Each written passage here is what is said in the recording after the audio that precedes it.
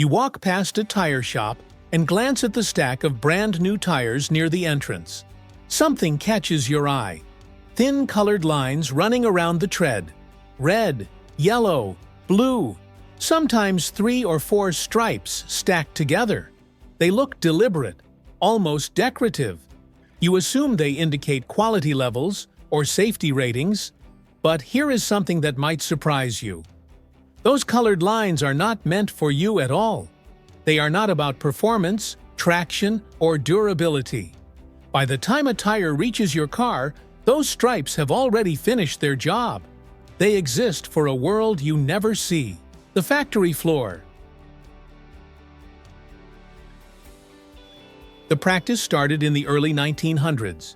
As automobiles spread across America and Europe, tire factories shifted from small batch production to high-speed assembly lines. By 1920, a single plant could produce over 10,000 tires per day. That scale created a problem nobody anticipated. How do you track different sizes, tread patterns, and rubber compounds when thousands of nearly identical black circles roll off the line every hour? Early factories tried chalk marks. Workers scribbled codes on sidewalls, but chalk smudged. It rubbed off during handling. It was hard to read from a distance. Then someone tried paint, a simple stripe across the tread, visible from 3 meters away. Survived stacking and transport. Dried in seconds. The solution spread across the industry within a decade. By 1930, colored stripes had become standard in tire manufacturing worldwide. Barcodes would not arrive until the 1970s. RFID tags came even later, but those painted lines never left. The colors themselves carry no universal meaning. A red stripe at one factory might indicate a tread pattern. At another, it might signal a rubber compound. Each manufacturer maintains its own coding system. The stripes are a private language spoken only on factory floors. Here is the thing nobody tells you. A modern tire contains over 200 components: steel belts, polyester cords, silica compounds, carbon black, sulfur, and dozens of chemical additives. Each ingredient affects how the tire grips, wears, and handles heat. The manufacturing process starts with mixing. Raw rubber arrives in bales weighing around 33 kilograms each. Workers feed the rubber into a Banbury mixer, a machine that generates intense heat through friction. Internal temperatures reach 120 degrees Celsius. The rubber softens and blends with carbon black, silica, and chemical agents. This takes about 3 to 5 minutes per batch.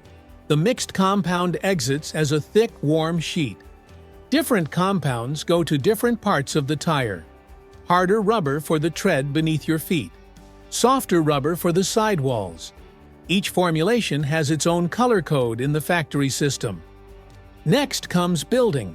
A skilled operator assembles the tire on a rotating drum, layer by layer. Inner liner first, then body plies, then steel belts, then the tread. The uncured tire at this stage looks nothing like the finished product. It is flat, floppy, and pale gray. Curing transforms everything. The uncured tire enters a mold heated to around 170 degrees Celsius. Pressure reaches 15 atmospheres. Inside, a bladder inflates and pushes the rubber into every groove and channel of the mold. The heat triggers vulcanization. Sulfur atoms cross-link the rubber molecules, turning soft compound into elastic solid. This takes 12 to 15 minutes. The tire emerges hot, black, and nearly finished. Inspectors check for defects. Sensors measure uniformity. And then comes the moment those colored stripes appear, the ones you noticed at the tire shop. A worker or automated system applies the paint just before the tire moves to storage. The stripes encode everything the factory needs to know: size, tread pattern, compound type, production batch, sometimes even the specific mold that shaped it. all readable at a glance from across a warehouse. But the strangest part is what the stripes do not mean. They do not indicate quality grades. A tire with 3 stripes is not better than one with a single stripe. They do not show speed ratings. That information is molded into the sidewall. They do not reveal the tire's age. The DOT code tells you the week and year of manufacture. The stripes also have nothing to do with wheel balancing. Those markings are different. They appear as colored dots on the sidewall, not lines across the tread. A yellow dot marks the lightest point. A red dot marks the highest point of radial runout. The tread stripes are purely logistical. Factory language, warehouse shorthand. Here is where the story flips. Those stripes are designed to disappear. The paint formulation is intentionally weak. After a few kilometers of driving, friction and heat wear the lines away completely. This is not a flaw, it is the point. If the stripes lasted longer, something would be wrong. Paint durable enough to survive road contact could affect your traction. It could trap heat. It could create uneven wear. The Vanishing Act is proof that everything works. The tire is gripping.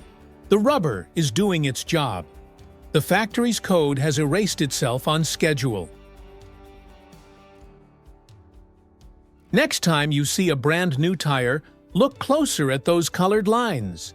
You are not seeing decoration or quality markers. You are seeing the last visible trace of a journey that started with raw rubber bales and ended with a precision-engineered product. Those stripes were applied seconds after the tire emerged from a mold at 170 degrees. And now they are fading beneath your wheels. Every rotation wears them thinner.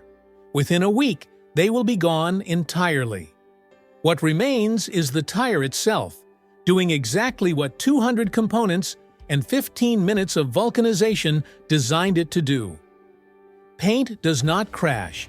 It does not need updates. It just works. Back at the tire shop, you glance at that stack. Red, yellow, blue. They look different now. Just quiet workers from a factory floor finishing their shift. That is the process. We reveal how things actually work, one story at a time. If there is something you would like us to explore next, let us know. Until then, trust the process.